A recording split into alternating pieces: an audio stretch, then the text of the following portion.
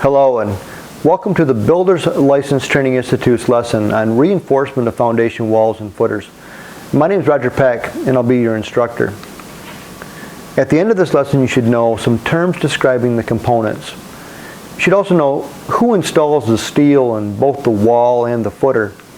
What type of steel do we use in light frame construction? Where can you find the information needed to use the tables? When should you use the tables and determine the type of wall and reinforcement to be used? Why does the soil type matter? And which type of rebar is used in various foundation types? We'll cover these items and more. Let's talk about rebar. Take a look at a footer that's being formed and is ready for reinforcement steel. We're back down in the footer, and I wanted to point out some bonding that's been done by our electrician. They've connected a number 2 copper grounding wire with some stainless steel acorn nuts to our rebar.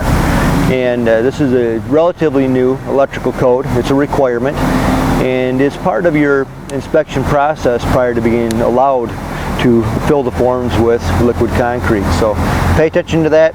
The other end of this copper grounding wire is attached to a grounding rod. And again, we were inspected, we have our sticker. Don't forget. Terms describing components. You should know what rebar is, of course. That's the reinforcing steel we use in footers, foundation walls, and so on. You should also know what chairs are, why we use wire, what the wire is, what the gauge wire typically is. What forms are, soil type and density, why that matters. So we'll cover those items. And remember, they were in the glossary, so pay special attention to them for this lesson. Who installs the steel in both the wall and the footer? Well, the foundation contractor or builder will install the reinforcing steel. Of course, the builder will probably have hired labor to help them with this task. What types of steel do we use? Well, typically we use a Schedule 40 or 60. Most code requirements for vertical reinforcement in poured walls and block walls is going to be a grade 60. We still use a lot of Schedule 40 as well as the 60 for the footers and other foundation parts. Where can you find the information needed? Well, we use tables from the International Residential Code. We use table 404.1.1 parentheses 1 and 404.1.1 parentheses 2. Once we've determined the soil types, then these tables help us determine the foundation wall minimum thickness and maximum height, for example, as well as the required rebar size and grade of reinforcement for the wall. When should you use the tables and determine the type of wall and reinforcement? Well, consult the tables as soon as possible, but prior to ordering the material necessary to comply with the code. So if the tables require that it's an 8-inch wall, well, then we know we have to order an 8-inch block or anticipate an 8-inch thick wall that we're going to pour, and we would have to calculate the amount of volume necessary to fill that cavity within the forms. So use the tables because that's going to help you determine material quantity and type, including rebar. Now, some terms describing the components. You'll want to know what chairs, wire, forms, soil type, and density mean when we're done. Also, by now you should know what rebar is, and we'll explain what it's for.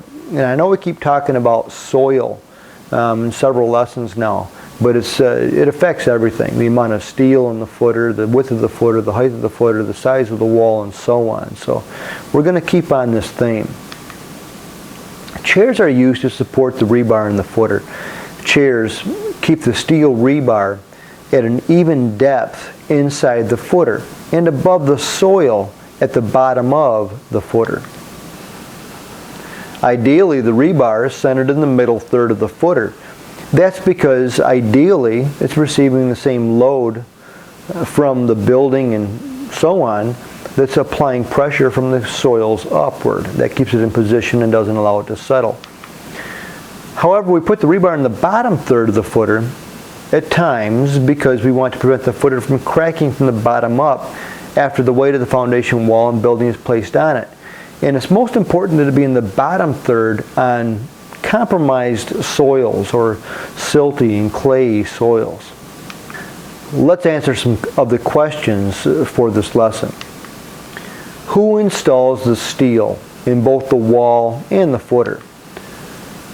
Well, the foundation contractor or builder will install the reinforcing steel, and of course the builder will probably have hired labor or help with him when he's doing this task. Because the placement of the steel is critical in both the wall and the footer, the contractor will have a qualified individual oversee the placement of the rebar.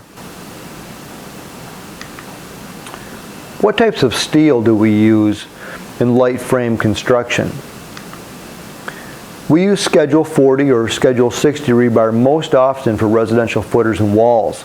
The schedule indicates the hardness and tensile ability or strength of the rebar, and we even use up to a Schedule 75 at times.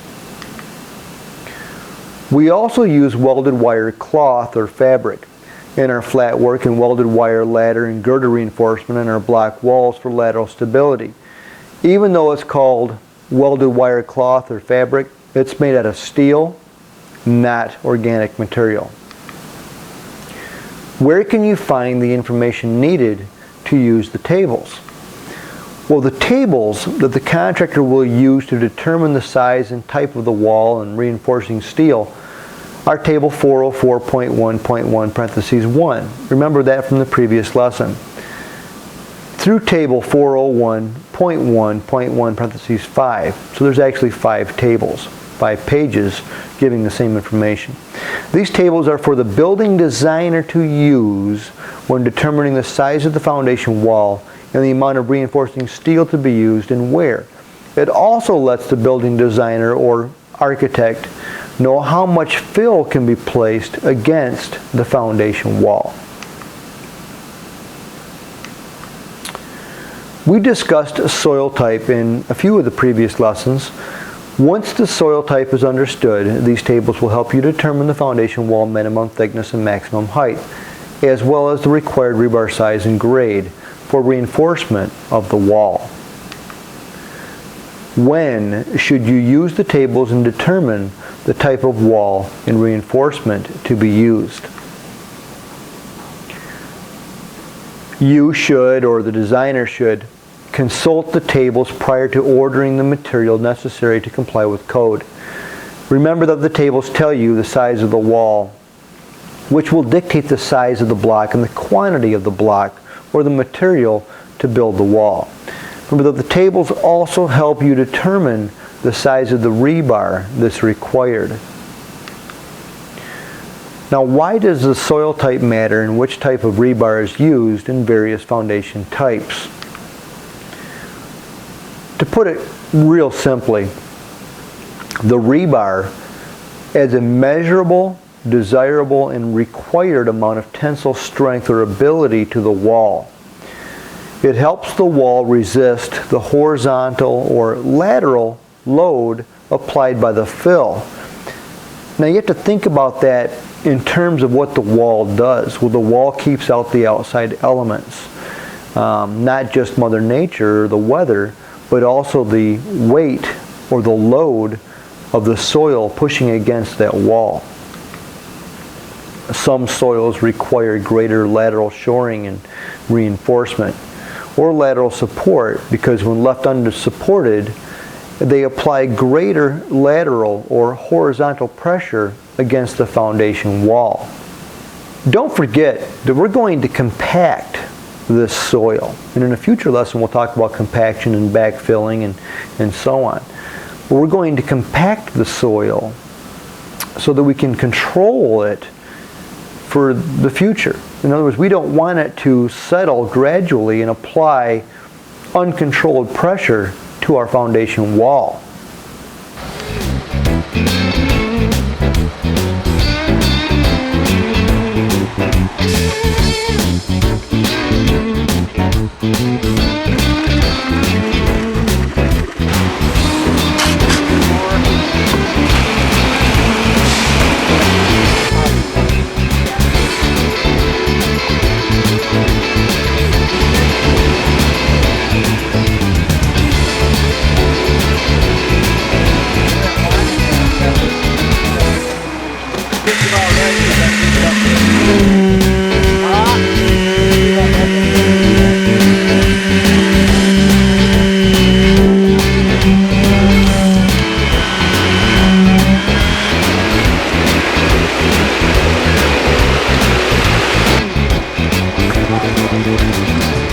back down here in the hall, and we have just poured the concrete for the footers. I don't know if you can see this or not, but we actually strung a taut line and snapped it in the top edge of the footer, dead center where the new wall is going to go.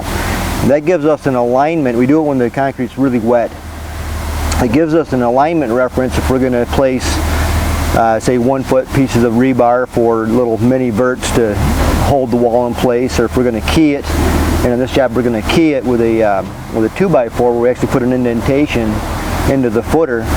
Okay, one thing we're going to throw in here is we're going to put a key in the top of our footer to help lock the bottom course of block to the footer and help resist that horizontal additional loading from the loose soil. So all we're taking is a piece of 2x4 underneath of a string which aligns it perfectly under the center of the wall. Push it down into the relatively loose mud. It's starting to set up right now. And pull it out and we have a nice indentation, and it'll lock the wall in just beautifully. On behalf of the Builders License Training Institute, this completes our lesson on reinforcement of foundation walls and footers. Be sure to complete the following questions before moving on. My name is Roger Peck. I'll see you in the next lesson.